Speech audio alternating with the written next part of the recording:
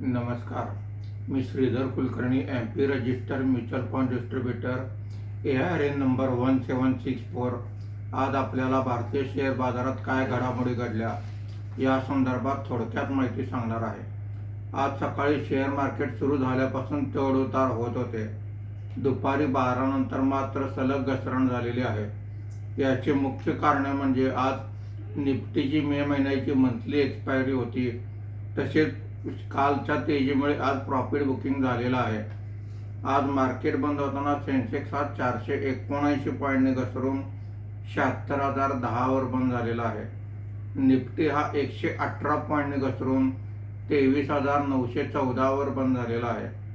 आजच्या कामकाजामध्ये BSE utility index 1.15%, BSE metal index 1.02%, BSE power index 0.86% वर आहेत.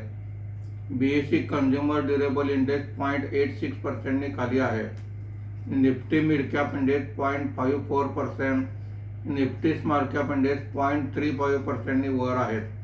आजच्या कामकाजामध्ये निफ्टीमध्ये वाढलेले मुख्य शेअर्स पुढील प्रमाणे: Adani Enterprises 4.20%, TMPV 3.31%, Tech Mahindra 1.62%, Nestle 1.06% असे वाढ आहे.